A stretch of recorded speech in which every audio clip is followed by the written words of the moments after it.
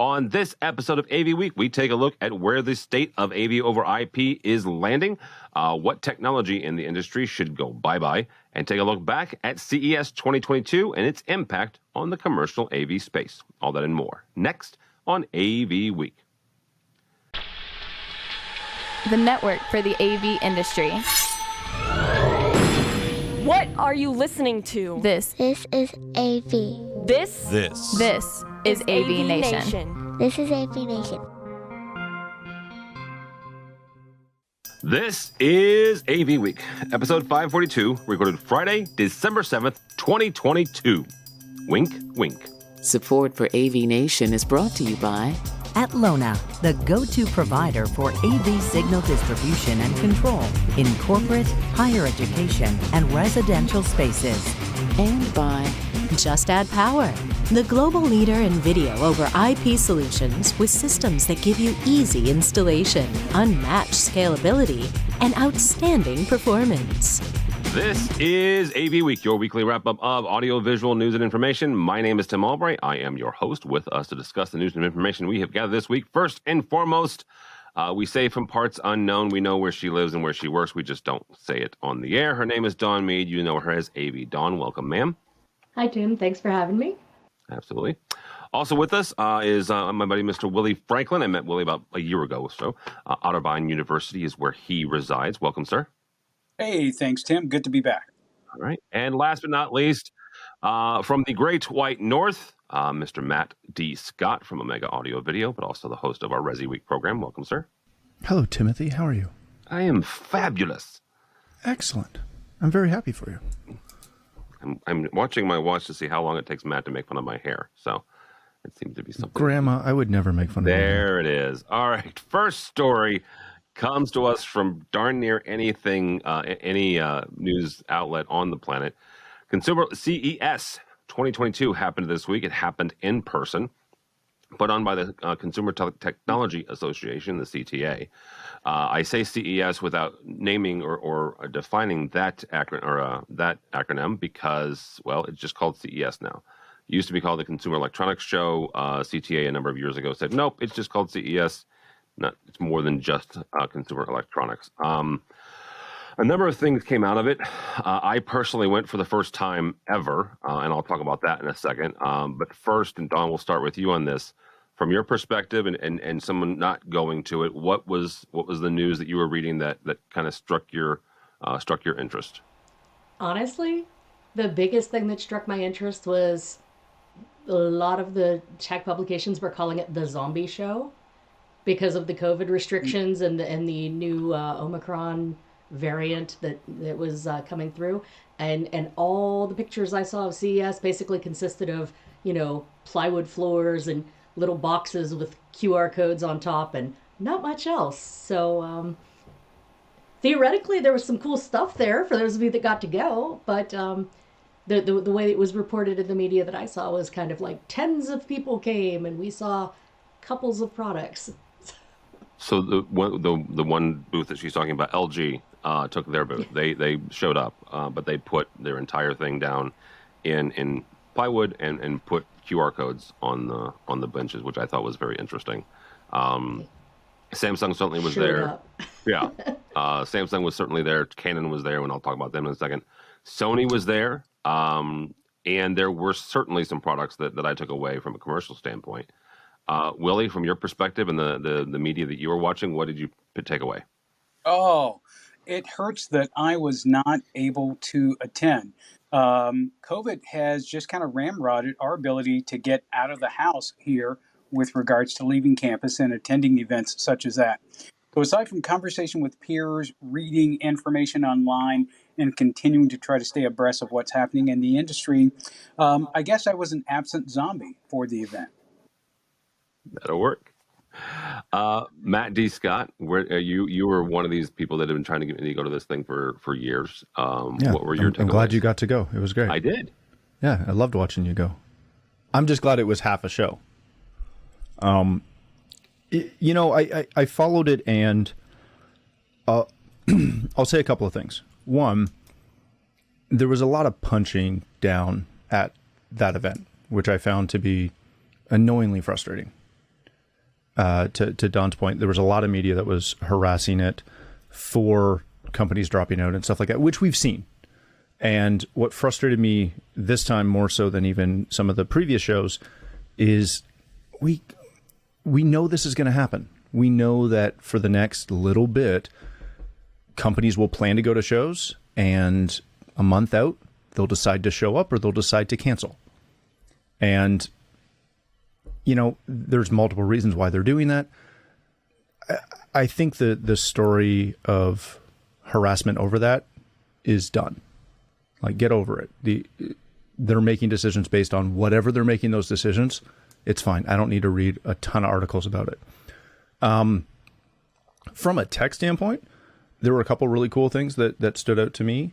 The biggest one that I saw that I fell in love with was the new BMW with their exterior color change, which is just friggin' beautiful. And I can't wait to see how that tech progresses into other spaces. From the AV side, there was, you know, your regular litany of cool new TVs and all of that fun stuff. The other surprising thing, which I'm sure you don't want me to bring up, but there's a bunch of cheerleaders that were very excited to go to this show who were not excited to go to any other freaking show in our industry because it's so unsafe. But they all were perfectly happy to go to Las Vegas and wear a big KN95 and talk about how great it was to be there with a KN95, as if they couldn't go to Infocom or ISC with the same stinking mask and be just as safe.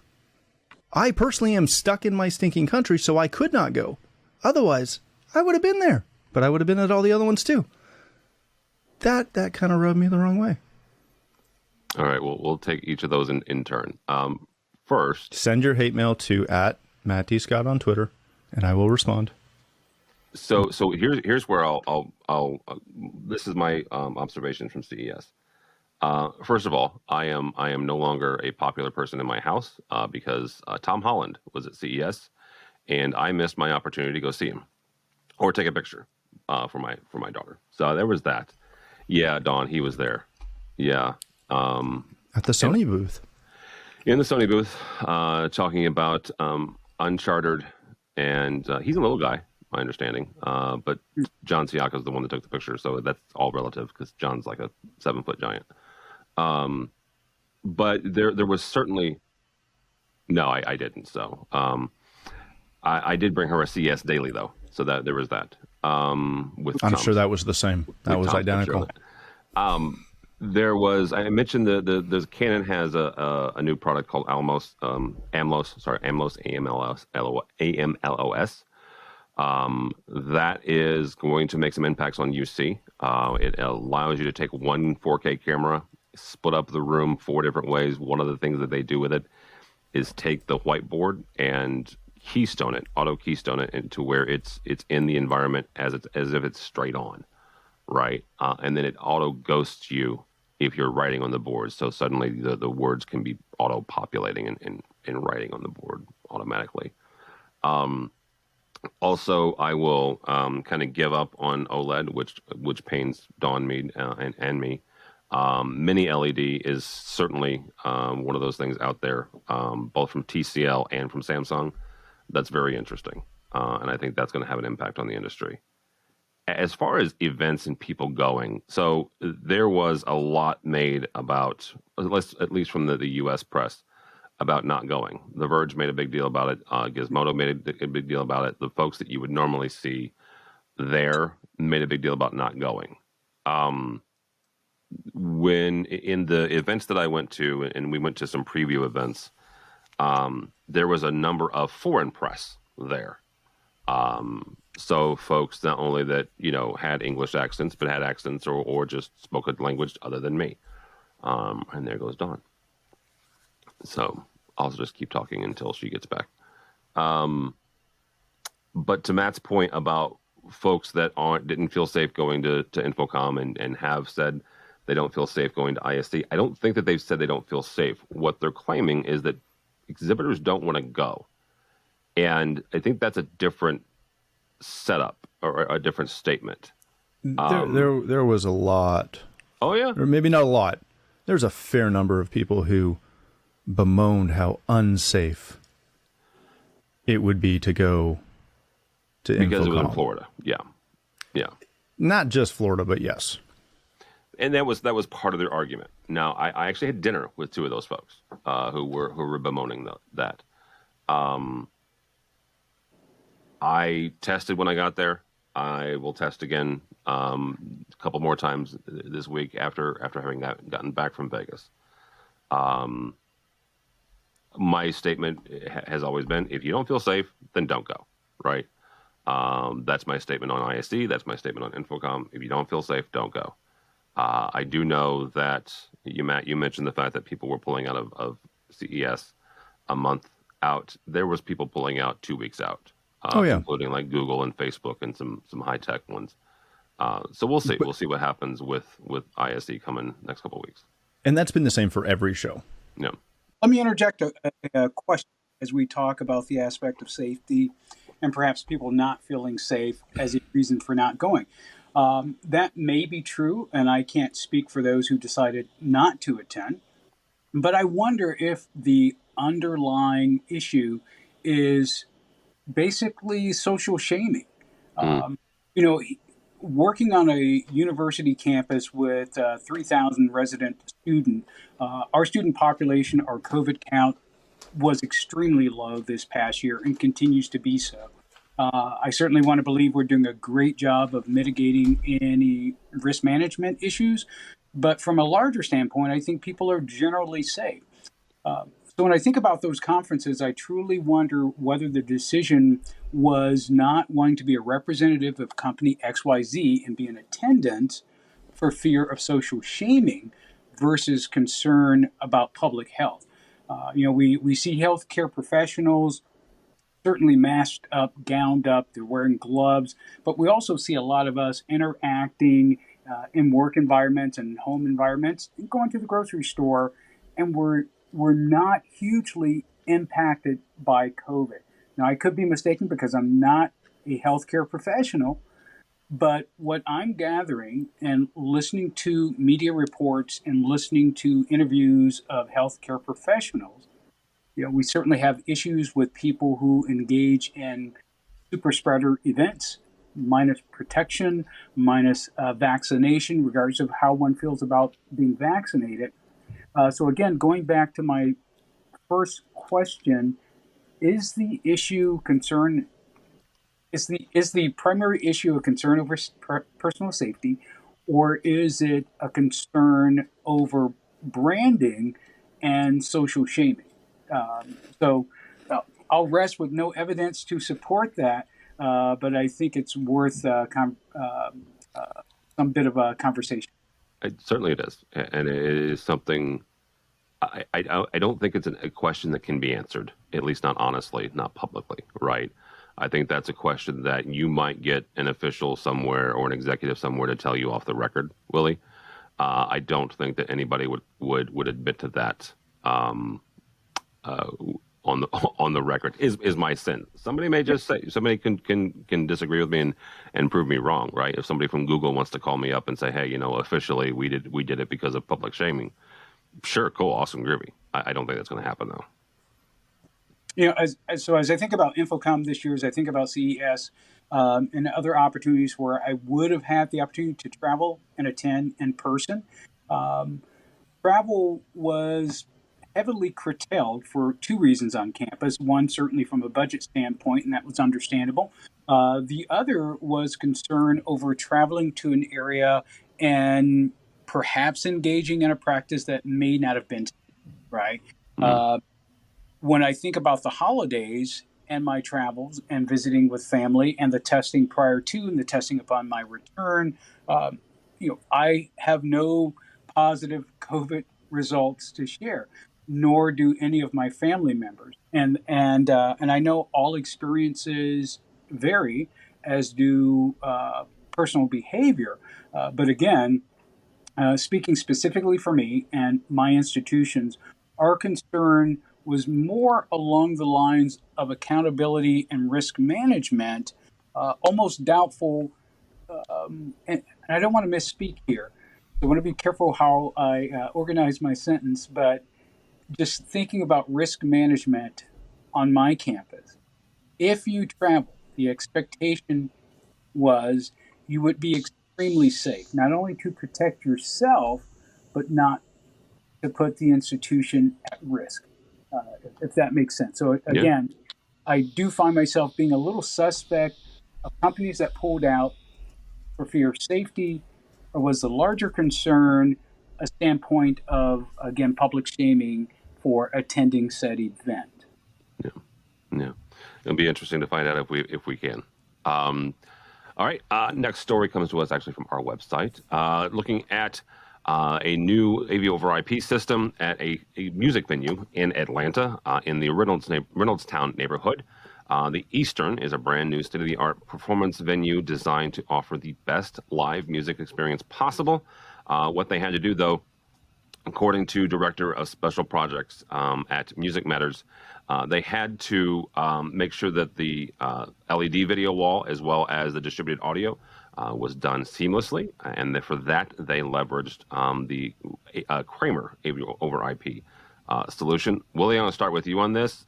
This leads me down the road of taking a look at where we're at when it comes to AV over IP. Is this a ubiquitous solution? Is it where people should lead with, or is it something that it's a nice to have, but it's not something that we start with? Part of me wants to say it's a nice to have, just thinking about my departmental budget. But I truly feel like it's becoming ubiquitous. And I will say this, in 2019, Otterbein hosted the Democratic presidential debate. And AV over IP was very important to the success of that program. So to have multiple stations of individuals, let me see if I can phrase that a little better, to have a variety of crowds placed in strategic locations across campus, some vetted for safety, others not so much. But to be able to deliver content to those areas using AV over IP meant we were absolutely successful. And that has really become the norm in some of the large events that we're doing on campus. So again, from my perspective, I want to say we'll see that grow, not only within the university environment, but certainly in the private sector and business. And to a larger extent, I feel like COVID has kind of enhanced the visibility of that technology, because we are doing a lot more from a virtual sense. We are doing a lot more with regards to AV over IP, period. It may, in fact, be a little bit difficult to return to some in-person events because institutions, businesses are recognizing the value of connectivity without the expense of travel. All right. Mr. Scott, when you take a look at your both the business side and the residential side, where do you see AV over IP? I feel that it is, to a point, project specific. There are situations where, to Willie's point, it is a really nice feature, but it's not needed. In residential, that happens a lot, especially in the mid-market world. When you start looking at SMB or House of Worship, which is kind of where we play a lot, it's becoming a necessity. It's not always a necessity, but it's becoming a necessity. And you have to, at the very bare minimum, you have to plan for it and essentially spec it at this point. Whether you end up using, an end-to-end Balun versus a true AV over IP system at this point is going to be a budget determination factor. But in all of the larger facilities that we're dealing with, it is the primary goal, is to design, spec, and supply AV over IP for any sort of large-scale video system. It is what has become commonplace, and what is commonplace going forward. All right. Last story here comes to us from the New York Times.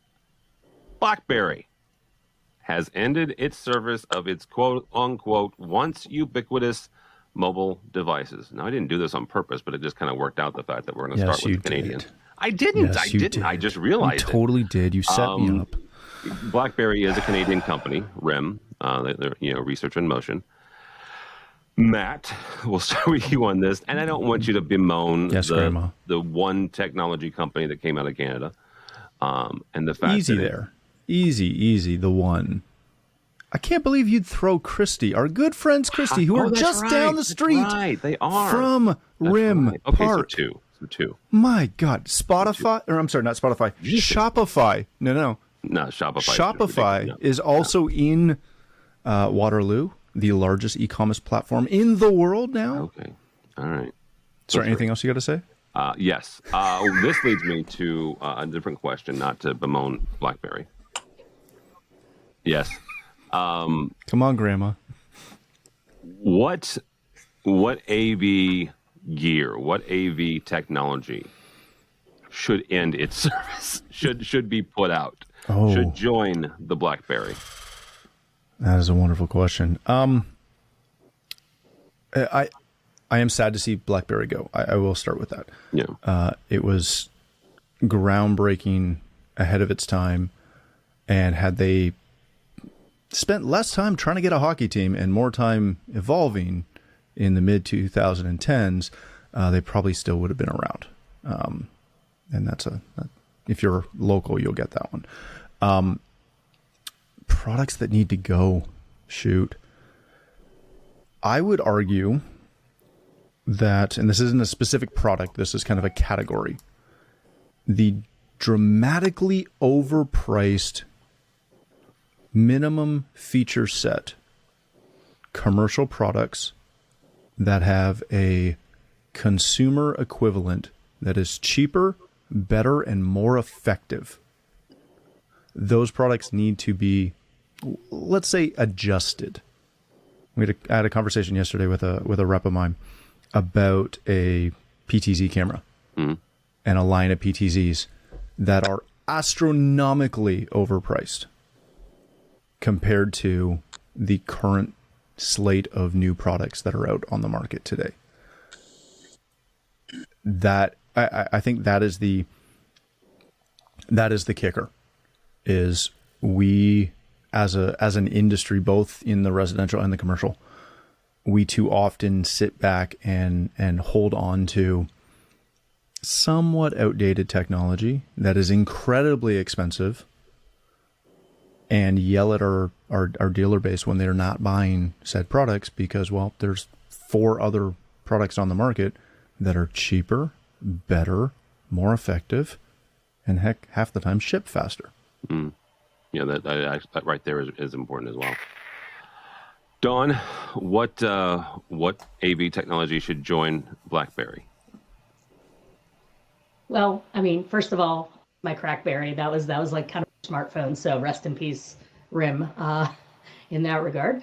But it's real easy to sit up here and say, we need to get rid of all the old, all the document cameras. Let's get rid of all the insert tech here. And every time you say that, people will come out of the woodwork, be it a church, be it a university or an elementary school, or some random engineering office that I tell you about that uses document cameras like the old kind, document cameras. There's always somebody that's still using this old tech, as much as it pains us to try to integrate this stuff, especially as we move more and more to the AV over IP that we talked about in the last story. But, I agree with Matt. We cling too hard to our specific gray boxes and our black boxes with the technology. PTZ camera is one example. I bought a $10 PTZ from my phone that kids use for their YouTube videos and their TikToks. If I can buy that for $10 from Five Below and throw some batteries, to see that in their kids' bedroom, and then say, hey, $500, $1,000, $1,200 for this PTZ camera. People have got to evolve with that. We don't need to spend umpteen $1 million on this classic, always worked control system if there's a software solution or a more elegant solution that takes advantage of where we are technology-wise, be it, AV over IP, those giant big, 164 by 164 Extron matrix switches, or, it's just, we want to take that step. And, we talked risk averse in an earlier story. This is a pretty risk averse to our detriment industry sometimes. All right, Willie. Last word on this. What AV technology should go by? Dawn did steal mine in her piece, but I think the VCR. So you go, and we'll give you the last word on this. You said VCR. Okay. I have a tender spot that I'm going to admit to, and that is I love the world of analog technology. So old stuff is cool in my mind. As a matter of fact, I recently treated myself to the purchase of a brand new turntable because I have a wonderful collection of vinyl that I have been enjoying now. But if I have to say goodbye to anything, it's not really anything that's on the market now. It instead are things that people continue to bring to campus.